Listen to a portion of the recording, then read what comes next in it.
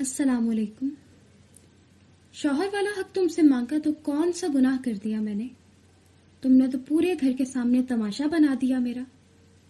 حازم دروازہ زور سے کھول کر اندر آیا تو نوال کپ کپاتے لبوں کے ساتھ رونے لگی۔ تم نے میرے ساتھ زبردستی کی اور اب الٹا الزام مجھ پر لگا رہے ہو۔ وہ کمبل میں چھپنے لگی تو حازم کے چہرے پر بے ساختہ ہلکی سی مسکراہٹ آ گئی۔ وہ جانتا تھا نوال اس سے بہت چھوٹی اور نادان ہے۔ اچھا سنو، ایک بات کہوں، اب مجھے گھر میں ایک ننھی سی ہنسی بھی چاہیے۔ وہ آہستہ سے اس کے قریب آیا اور بولا، اب شور مت کرنا کیونکہ میں آج سب آرام سے۔ ابھی وہ اتنا بولا ہی تھا جب نوال نے فوراً سے اپنا ہاتھ بڑھا کے اس کے منہ پر رکھ دیا، گویا اسے خاموش کروانے کی کوشش کی ہو۔ یہ کیا کر رہی ہو؟ حازم نے حیرانی سے پوچھا۔ نوال ابھی تک کمبل میں ہی چھپی ہوئی تھی اور بڑے اندازے سے اپنا ہاتھ باہر نکال کے حازم کے منہ پر رکھا تھا۔ چپ کر جائیں، آگے کچھ مت بولیں، بہت شرم آتی ہے مجھے جب آپ ایسی باتیں کرتے ہیں تو۔ بالآخر نوال نے اپنے منہ سے کمبل اتارا تو اس کی چھوٹی سی ناک بے حد سرخ ہو رہی تھی۔ یہ تم اتنی لال کیوں ہو رہی ہو؟ مجھے نہیں بات کرنی آپ سے، چلے جائیں یہاں سے۔ جب بھی میرے پاس آتے ہیں مجھے تکلیف دینے کی ہی کوشش کرتے ہیں۔ یہ بول کر نوال نے کروٹ لے لی۔ اسے واقعی میں بہت زیادہ رونا آ رہا تھا۔ اسے تو لگا تھا کہ شادی کرنے کا مطلب مہنگے کپڑے اور میک اپ کرنا ہے، گھومنا پھرنا، شوہر کے ساتھ شاپنگ کرنا، بس یہاں تک۔ لیکن شادی کے بعد جو پردے اس کے سامنے اٹھے تھے وہ ابھی تک حیرانی کا شکار تھی۔ نوال، میری بات سنو۔ جو بھی بات تھی تم مجھ سے کر سکتی تھی، لیکن تم نے سب کے سامنے مجھے بری طرح شرمندہ کیا ہے۔ اب میں کسی کے ساتھ نگاہیں تک ملانے کے قابل نہیں رہا ہوں۔ ایک دم سے حازم کو اپنا دکھ یاد آیا تو وہ سنجیدگی سے بولا، ہاں تو پتہ چلے نا آپ کے گھر والوں کو آپ کی کرتوتوں کا۔ اس بات پر حازم کے چہرے پر ایک دم سے سرخی دوڑ گئی اور وہ شدید غصے میں آ گیا۔ اپنے سامنے بیٹھی ہوئی بیوی کے ساتھ وہ بڑی نرمی سے بات کر رہا تھا، حالانکہ باہر اس نے اس کے خلاف نہ جانے کیا کچھ بول دیا تھا، لیکن اس نے بالکل بھی خیال نہیں کیا تھا، اور اب اس کے منہ پہ بیٹھی یہ کہہ رہی تھی کہ تمہارے گھر والوں کو بھی تمہارے کرتوت پتہ چلنے چاہیے۔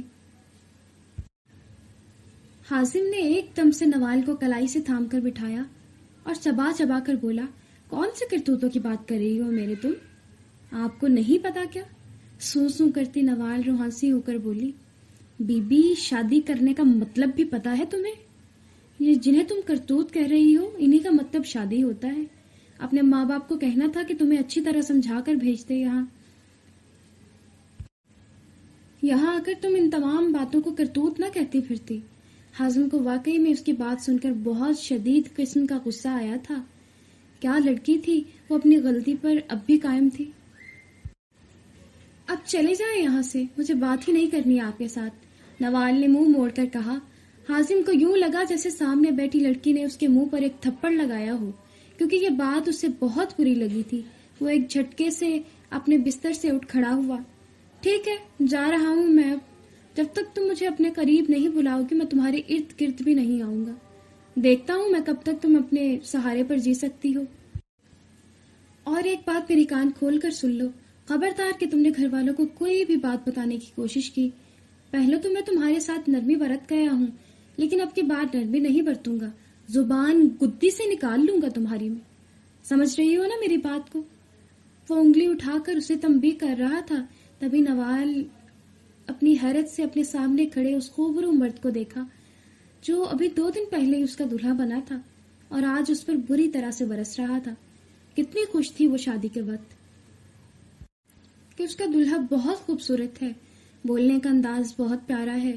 اس نے تو حازم کی تصویر دیکھتے ہی ہاں کر دی تھی، لیکن وہ کیا جانتی تھی کہ وہی خوبصورت شخص اسے تکلیف دینے کے در پر ہو جائے گا۔ اپنی تمام باتیں بول کر وہ لمبے لمبے ڈاک بھرتا کمرے سے باہر نکل گیا۔ ایک لمحے کے لیے نوال کو یہ احساس ہوا کہ شاید اس نے اپنے شوہر کے ساتھ زیادتی اور بدتمیزی دونوں ہی حد سے زیادہ کر دی ہیں اور مکمل طور پر غلطی اسی کی ہے، لیکن دوسرے پر وہ اپنے دل میں آئی تمام باتوں سے مکر گئی تھی۔ یہ سوچ کر کہ اب وہ اس کے قریب نہیں آئے گا۔ نوال نے ایک گہری سانس لی کہ چلو اچھی بات ہے، میری جان چھوٹ گئی۔ یہ بول کر وہ دوبارہ سے کمبل اوڑھ کر لیٹ گئی تھی، لیکن اندر ہی اندر اسے عجیب طرح کی بے چینی تھی، جیسے کوئی بہت بڑی غلطی ہو گئی ہو، مگر اس غلطی کو سدھارنے کا کوئی چارہ بھی نہیں بچا تھا۔ اس نے اپنی آنکھیں پوری قوت سے میچ لی تھی اور دل ہی دل میں اللہ کا نام لے کر سونے کی کوشش کرنے لگی۔ ویسے بھی پچھلی پوری رات تقریباً جاگ کر ہی گزاری تھی۔ ابھی اسے سوئے کچھ ہی دیر ہوئی تھی جب عجیب و غریب خواب آنے لگے، جیسے وہ ایک کنویں کے پاس کھڑی ہے اور حازم اسے کنویں میں دھکا دے دیتا ہے۔ وہ اپنا ہاتھ بچانے کے لیے آگے بڑھاتی ہے، مگر وہ اس کا ہاتھ نہیں تھامتا اور وہاں سے چلا جاتا ہے۔ دوسرا آنے والا خواب بھی تقریباً اسی نوعیت کا تھا۔ ایک جگہ پر وہ دونوں جا رہے تھے، تبھی کوئی بڑا سا جانور آتا ہے اور حازم کو اس سے دور لے جاتا ہے۔ وہ چیختی ہے، چلاتی ہے، اپنے شوہر کو بلاتی ہے، لیکن وہ واپس نہیں آتا۔ تبھی اس کی آنکھ کھل گئی۔ گھبرا کر نوال نے پورے کمرے میں اپنی نگاہیں دوڑائی، لیکن کمرے میں اس کے علاوہ کوئی بھی موجود نہیں تھا۔ وہ ایک دم سے اٹھ کر بیٹھ گئی، واش روم جا کر نہائی، فریش ہوئی۔ جب کمرے میں واپس آ کر کپڑے پہننے کے لیے نکالنے لگی تو اس کی نگاہ اپنے لہنگے پر پڑی۔ وہ دیکھ کر بے اختیار اسے رونا آیا۔ کتنے چاؤ سے اس نے اپنا یہ لہنگا بنایا تھا۔ اس کے ماں باپ کے پاس اتنی گنجائش تو نہیں تھی، لیکن پھر بھی اسے ایک ڈیزائنر لہنگا لے کر دیا تھا۔ وہ بہت خوش تھی، لیکن اچھا شادی کے دوسرے دن ہی اس کی تمام خوشیاں ختم ہو چکی تھی۔ باقی تو کچھ نہیں تھا، صرف اتنا تھا کہ وہ 16 برس کی تھی اور اتنی چھوٹی عمر میں اسے ان تمام باتوں اور گہرائیوں کا نہیں پتا تھا جو کسی بھی لڑکی کو شادی کے وقت معلوم ہونی چاہیے تھی۔ تبھی آج اپنے پیروں پر وہ بری طرح سے کلہاڑی مارے بیٹھی تھی۔ شادی کی پہلی رات پہ حازم نے اس کی بات مان لی تھی۔ وہ جیسے ہی اس کے قریب آنے لگا تو وہ ایک دم سے رونے لگی۔ اس پر وہ گھبرا کر بولا، کیا بات ہے نوال، کیوں رو رہی ہو؟ لیکن نوال مسلسل رو رہی تھی۔ حازم نے اٹھ کر اسے پانی کا گلاس دیا، پھر نرمی سے اس کی ہتھیلیاں سہلانے لگا۔ تقریباً 5 منٹ بعد جا کر نوال کی حالت بہتر ہوئی تو نرمی سے بولی، آپ میرے ساتھ بری حرکتیں کر رہے ہیں۔ کیا مطلب بری حرکتیں؟ حازم کے تو وہم و گمان میں بھی نہیں تھا کہ اس کی بیوی شادی کی پہلی رات اسے یہ باتیں کہے گی۔ تبھی وہ کافی حیران تھا۔ یہی جو کچھ کر رہے ہیں، میرے قریب آنے کی کوشش کر رہے ہیں۔ اس پر اسے بے اختیار ہنسی آئی۔ اچھا تو تم مجھے یہ بتاؤ کہ شادی کی پہلی رات دلہا اور دلہن کیا کرتے ہیں؟ ہم وہ کر لیتے ہیں، اس نے مزہ لیتے ہوئے پوچھا۔ تو وہ ایک دم سے سوچ میں پڑ گئی، پھر نرمی سے بولی، ایک دوسرے کے ساتھ باتیں کرتے ہیں، وعدے کرتے ہیں، دلہا دلہن کو منہ دکھائی دیتا ہے، لیکن آپ تو کچھ اور کرنے کی کوشش کر رہے ہیں۔ یہ بات کہتے ہوئے نوال نے اپنا منہ پکاڑا تو وہ بے اختیار کہکہا لگا کر ہنسا۔ اچھا چلو آؤ باتیں کرتے ہیں، بول کر وہ اس کے قریب ہی بیٹھ گیا اور اس سے اس کی کالج لائف کے متعلق باتیں کرنے لگا، کیونکہ وہ ابھی 11ویں میں ہی پڑھتی تھی جب اس کی شادی ہو گئی تھی، جبکہ دوسری جانب حازم اس وقت تقریباً 23-24 سال کا تھا۔ جب باتوں کی بات سنی تو نوال فوراً سے اپنے کالج کی پوری باتیں اور کہانیاں اسے سنانے لگی تھی کہ میری کتنی سہیلیاں ہیں، کن کے ساتھ میری لڑائی ہوئی ہے، کن کے ساتھ میری بہت اچھی بنتی ہے، کون مجھے کیا کہتا ہے، کون کیا نہیں کہتا۔ تقریباً 4 گھنٹے جب وہ باتیں کر کر کے خاموش ہوئی تو دیکھا حازم سو چکا تھا۔ یہ بات نوال کو بری تو لگی تھی، لیکن وہ بھی اپنی جویلری وغیرہ اتار کر ویسے ہی لہنگے میں لیٹ گئی۔ یہاں تک تو ٹھیک تھا، وہ خوش تھی کہ چلو اس کی شوہر نے اس کی بات مان لی۔ اگلے دن گھر والوں نے پوچھا کہ تم خوش ہو؟ تو بہت خوشی سے ہر ایک کو بتانے لگی، ہاں میں بہت خوش ہوں، میرے شوہر بہت اچھے ہیں، میری ہر بات مانتے ہیں، یہ وہ۔ لیکن دوسری رات اس نے اپنی منوانے کی کوشش کی تو حازم نے اس کی ایک بات بھی نہیں سنی تھی۔ اس نے وہی کیا جو وہ چاہتا تھا، اور آج اس کا نتیجہ یہ نکلا تھا کہ نوال کی باتوں پر اس سے کافی ٹھیس پہنچی تھی، اور اس نے قسم کھا لی تھی جب تک یہ لڑکی خود اسے اپنے قریب نہیں بلائے گی، اس کے قریب جانے کی کوشش بھی نہیں کرے گا۔ نوال نے سادہ سے کپڑے نکال کر پہن لیے، پھر ہلکا پھلکا تیار ہو کر نیچے آ گئی تو سبھی لوگ لاؤنج میں موجود تھے اور اسے عجیب نگاہوں سے دیکھنے لگے۔ تبھی شمائلہ آنٹی نے اسے اپنے پاس بلایا اور کہا، بیٹی ادھر آؤ میرے پاس۔ وہ خاموشی سے جا کر ان کے قریب بیٹھ گئی۔ چائے پیو گی یا کافی؟ تو اس نے سادگی سے چائے پینے کا بولا۔ انہوں نے اپنی بیٹی کو چائے بنانے کا کہا اور نوال کو اپنے ساتھ لے کر کمرے میں چلی آئی۔ جیسے ہی وہ کمرے میں آئی تو نوال کو کچھ عجیب سا شبہ ہونے لگا، جیسے وہ کوئی بہت اہم بات کرنا چاہتی ہیں۔ وہ خاموشی سے ان کے ساتھ جا کر بیٹھ گئی کہ اب جو ہوگا دیکھا جائے گا۔ دوسری جانب حازم جیسے ہی کمرے سے باہر نکلا تو شدت ضبط کی وجہ سے اس کے ہاتھ کانپ رہے تھے۔ اسے آج تک اتنا غصہ نہیں آیا تھا جتنا اس وقت نوال پر آیا تھا، کیونکہ نوال نے ایک تو گھر والوں کے سامنے اس کی بہت بے عزتی کرائی تھی، اور دوسرا اگر وہ اس بات کو نظر انداز کر بھی دیتا تب بھی نوال کی اس بات نے ایک دم سے زمین پر لا پٹکا تھا اسے کہ ایک حلال امن کو وہ کرتوت بتا رہی ہے۔ غصے سے باہر نکلا تو سامنے مما سے اس کا ٹکراؤ ہو گیا، جو اسے دیکھ کر نرمی سے بولی، کیا بات ہے بیٹا، کافی پریشان لگ رہے ہو؟ کچھ نہیں مما، ویسے ہی میرے سر میں درد ہو رہی تھی، اور بیٹے مجھے یہ بھی پوچھنا تھا کہ ابھی کچھ دیر پہلے نیچے نوال کیا باتیں کر رہی تھی؟ سب گھر والے وہاں پہ موجود تھے، تب تو میں نے کچھ بھی پوچھنا مناسب نہیں سمجھا، کیا بات ہے؟ اس بات پر حازم کے کان ایک دم سے سرخ ہو گئے۔ اسے بڑی شرم آ رہی تھی اپنی ماں سے اس قسم کی باتیں کرتے ہوئے، کیونکہ واقعی میں نوال نے کچھ ایسی باتیں کی تھی۔ وہ سب کے سامنے نیچے ناشتے کے لیے بیٹھی تھی تو ماما نے یہی پوچھا، کیا بات ہے بیٹا، بہت چپ چپ لگ رہی ہو، دل نہیں لگ رہا؟ تو وہ نفی میں سر ہلا کر بولی، نہیں، مجھے اپنے گھر جانا ہے۔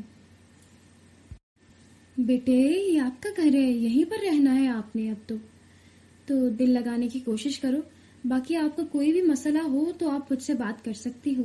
شمائلہ نے نرمی سے اپنی بہو کو سمجھانے کی کوشش کی، جو عمر میں کافی چھوٹی تھی لیکن پھر بھی اس کے دل کے بے حد قریب تھی، کیونکہ وہ اس کی بہن کی اکلوتی بیٹی تھی اور اس کی بہن اب اس دنیا میں موجود نہیں تھی، تو اس نے نوال کو اپنی بہو بنانے کا فیصلہ کیا تھا، اور یہ ان سب باتوں کے پیچھے نوال کے باپ کی کار فرمائی تھی۔ انہوں نے ہی اپنی سالی کو کہا تھا کہ آپ نوال کو اپنے گھر پر رکھ لیں، میں دوسری شادی کرنا چاہتا ہوں، کیونکہ میرے لیے تنہا رہنا کافی مشکل ہے اور نوال بھی میری اکلوتی بیٹی ہے۔ میں نہیں چاہتا کہ کل کو جب میں دوسری بیوی لے کر آؤں تو وہ اس کے ساتھ ناروا سلوک کرے، تو بہتر یہی ہے کہ آپ اسے اپنے گھر رکھ لیں، باقی اس کا پورا خرچہ وغیرہ اٹھانے کے لیے میں تیار ہوں۔ شمائلہ نے یہ بات اپنے شوہر سے کی تو انہوں نے اس کی بات ماننے کے بجائے یہی کہا، ٹھیک ہے، ہم نوال کو اپنے گھر رکھنے کے لیے تیار ہیں، لیکن ایسے نہیں، کیونکہ اس بچی کے ساتھ کل کو کچھ بھی غلط ہو جاتا ہے یا کوئی حق مارا جاتا ہے تو اس کے لوگ تو ہم پر انگلیاں اٹھائیں گے کہ رشتہ داروں نے ہی بیچاری کے ساتھ غلط کیا ہے۔ ہم حازم کے لیے ابھی تو رشتے دیکھ ہی رہے ہیں، تو کوئی بات نہیں، نوال چھوٹی ہے مگر پھر بھی ہم اسے اپنی بہو بنانے کے لیے تیار ہیں۔ اس بات پر شمائلہ ایک دم سے خوش ہو گئی، اسے بالکل بھی امید نہیں تھی کہ اس کا شوہر اس کا اتنا بڑا مسئلہ حل کر دے گا۔ انہوں نے حازم سے اس بات کے متعلق پوچھا تو اس سے بھی کوئی اعتراض نہیں تھا، ہاں یہ تھا کہ وہ عمر میں چھوٹی ہے لیکن ماما کے سمجھانے پر وہ بات سمجھ گیا تھا۔ بس پھر نوال کی شادی سے پہلے ہی اس کے باپ نے دوسری شادی کر لی۔ تقریباً 2-3 ماہ نوال اپنی نئی ماں کے ساتھ رہی تھی، لیکن معجزاتی طور پر ان کا رویہ نوال کے ساتھ بہت اچھا تھا۔ انہوں نے اس کی شادی کے لیے مکمل تیاری بڑے اچھے طریقے سے کی تھی، یہاں تک کہ نوال کا تو دل ہی نہیں چاہ رہا تھا کہ وہ ان سے دور ہو، لیکن شادی ہونا تھی، وہ ہو گئی، تبھی شاید اسے اپنے گھر کی یاد آ رہی تھی۔ یہ سوچ کر شمائلہ نے اسے سمجھانے کی کوشش کی تو وہ ایک دم سے رونے لگی۔ لاؤنج میں جتنے بھی گھر والے بیٹھے تھے ایک دم سے پریشان ہو گئے نوال کے یوں رونے پر۔ کیا بات ہے نوال، ادھر آؤ میرے پاس۔ شمائلہ نے اپنی بہو کو اپنے قریب بٹھا کر نرمی سے اس کے بال سہلانا شروع کر دیے اور ساتھ ساتھ یہ بھی پوچھنے لگی کہ کیا ہوا ہے، مجھے بتاؤ۔ اس پر نوال کے رونے کی شدت میں پہلے سے اضافہ ہو گیا۔ آنٹی مجھے ان کے ساتھ نہیں رہنا۔ ہاتھ اٹھا کر اس نے حازم کی جانب اشارہ کیا جو چائے کا گھونٹ پڑ رہا تھا، وہیں پر رک گیا۔ کیوں، کیا ہوا ہے؟ لڑائی ہوئی ہے کیا حازم؟ تم نے کچھ کہا ہے بچی کو؟ شمائلہ نے سختی سے اپنے بیٹے کو دیکھتے ہوئے پوچھا، لیکن بیٹے کے تو فرشتوں کو بھی علم نہیں تھا کہ اس کی ماں کے قریب بیٹھی ہوئی نوال کس متعلق بات کر رہی ہے یا کہاں پر اس نے اس چھوٹی سی لڑکی کو تکلیف دی ہے۔ نہیں ماما، میں نے تو کچھ نہیں کہا اس سے، آپ اس کو ہی پوچھ لیں، اگر کوئی مسئلہ ہے تو مجھے تو نہیں لگتا کہ میں نے اسے کوئی پریشانی دی ہے۔ شمائلہ نے واپس نوال کی جانب دیکھا تو وہ نفی میں سر ہلا کر بولی، آنٹی یہ جھوٹ بولتے، انہوں نے میرے ساتھ بہت غلط کیا ہے۔ اس بات پر شمائلہ کو سمجھ آ گیا تھا وہ کیا کہنے کی کوشش کر رہی ہے۔ तभी उन्होंने नवाल को अपने साथ लगा लिया और हल्की हल्की थपकियां देते हुए बोली, अच्छा ठीक है, कोई बात नहीं, हम बात करते हैं इस मुतल्लिक। क्योंकि लाउंज में सभी मौजूद थे, तभी वो नहीं चाहती थी कि नवाल मजीद कोई बात करे। आंटी, मुझे इनके साथ नहीं रहना, मुझे अपने घर जाना है, आप समझ रही हैं ना? हाँ बेटे, मैं समझ रही हूँ, चलो चुप कर जाओ, चाय पियो। इस बात पर तो शुमाइला को भी बड़ी शर्म आ रही थी, लेकिन वो बच्ची भी क्या करती। इसकी कौन सा माँ थी या उम्र इतनी थी क्या इन बातों का उसे पता होता। वहां पर तो चुप कर गई वो। फिर कमरे में आने के बाद उनका वही झगड़ा हुआ।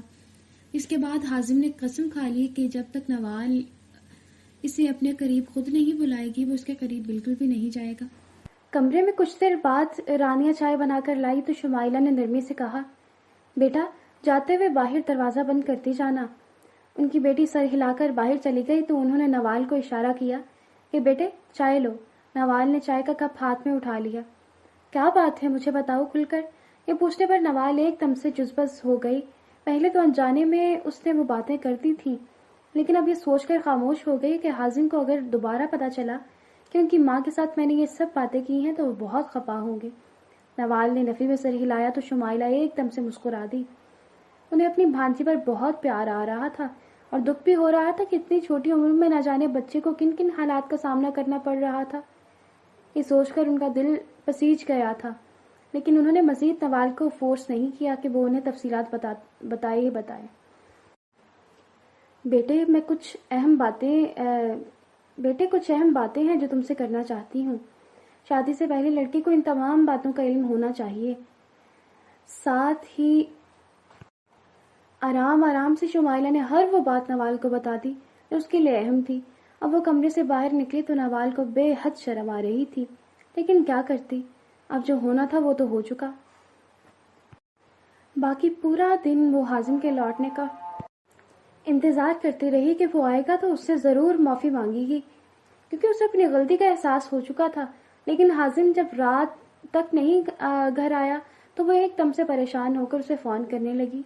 तकरीबन चौथी बल पर उसने फ़ोन उठा लिया तो सवाल के पूछने पर नरमी से बोला, मुझे दफ्तर के एक काम के सिलसिले में दूसरे शहर आना पड़ा है। ओहो, तो आपने मुझे क्यों नहीं बताया? आप बता देते, आप मुझे खुद से बात करने का मौका भी देती हैं। हाजिम ने तंज़िया अंदाज में कहा, जिस पर वो एकदम से खामोश हो गई। अच्छा, कब आएंगे फिर आप? तुम्हें तो खुश होना चाहिए कि मैं यहाँ पर नहीं हूँ, और उल्टा तुम मुझे ये पूछ रही हो कि मैं कब आऊँगा। हाजिम ने हैरानी का तासुर दिया। नहीं, मुझे बताएं ना, कब आएंगे आप?